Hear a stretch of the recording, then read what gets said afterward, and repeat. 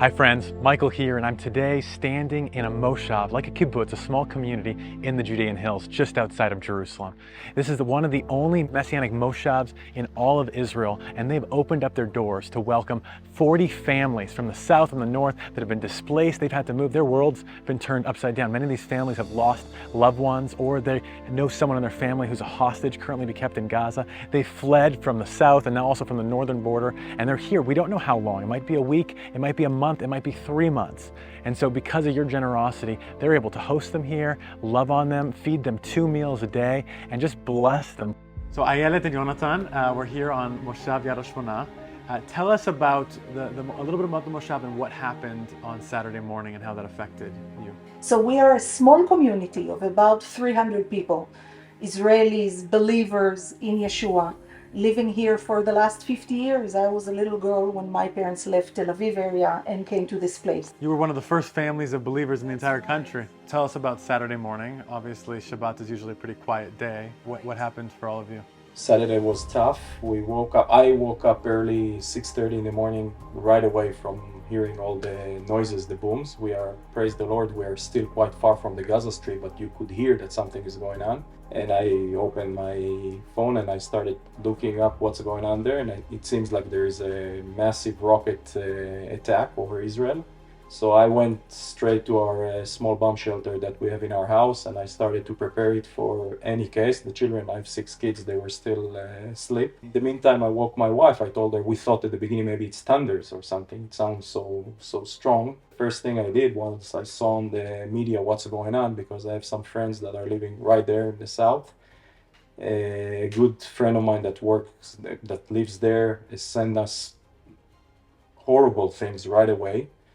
So we could see, and I stayed in touch with him in his WhatsApp, and he's in his bomb shelter, and he's locked, and I'm writing them, don't lose hope and everything.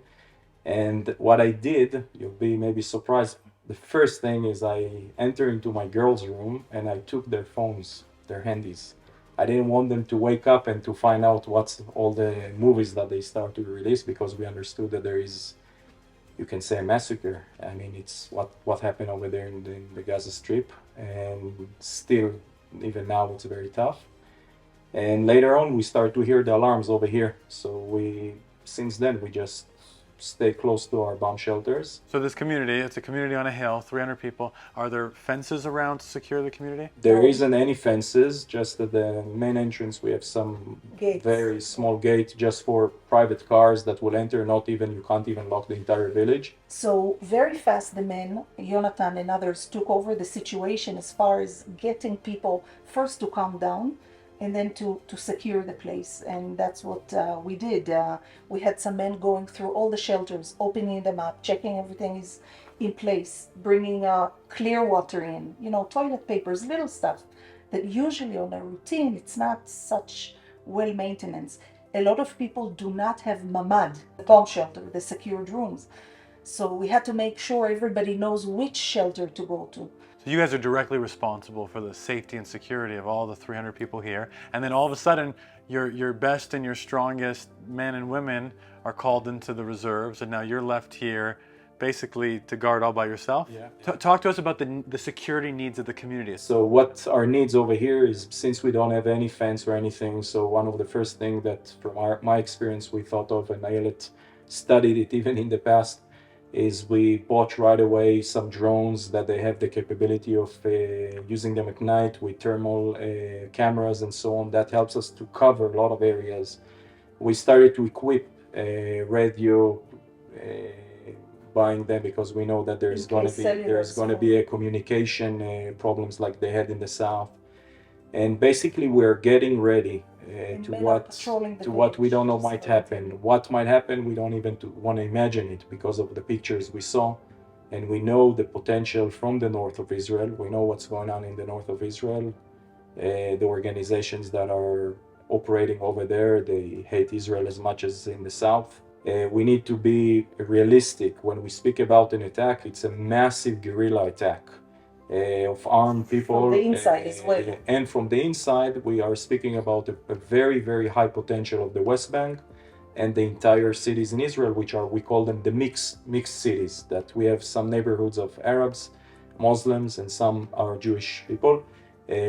It's, don't get me wrong, we on a ordinary days we live and everything is fine. We work together and it works everything fine. But It only takes one extremist or one crazy person, especially when you don't have fences or security here. So I know you contacted us and let us know about the need. Yes, so we contacted you, and it's such a, in times like that, the fact that we even have somebody to contact is quite amazing.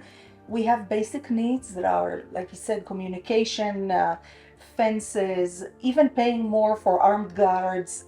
We're all the time in touch with the authorities about actually equipping some of the men in Yad Shona and in other villages with what they call Weapons. long weapons. And at the same time, we are inviting people from Gaza.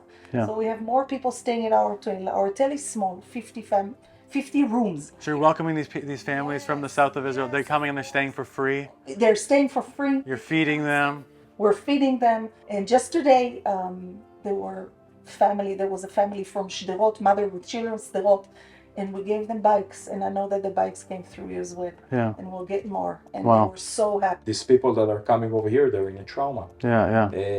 I can tell you stories from just the last days. You could see children, they hear a small siren of an ambulance, they run away right away. You could see that something went there. So for us to be relaxed, to be patient, to give them all the care and attention, and somehow to help them to restore their life, it will take 4 years. Yeah. For all of us, truly. We are speechless. I mean, we don't even know how to describe it. So if you had to say one thing to the camera, people around the world that are watching this happen, Christians saying, "Man, I want to pray for Israel. I want to support." What would you say to them? We need your prayers. We need you to stand with us. Prayers first. It's the one thing you can do from abroad.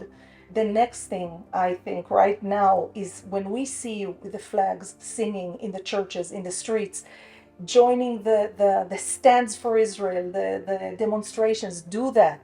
Israel's name needs to be heard. In the medias, share that you love Israel in the medias. We need a wide support for that. And if you have funds that can help us make the villages, the families stronger, This is the time. that is the time. This is the time. Don't really. wait. Jonathan, We don't know what's going to be next.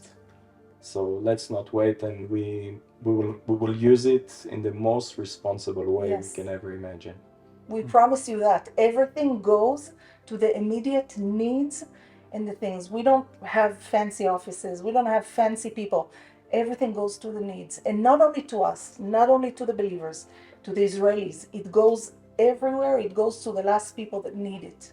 That's the time for that. Thank you. We just want to say thank you from the bottom of our hearts. Thank you for being a light and letting the Messianic community of Yad Shona love on people from the north, from the south, in Yeshua's name.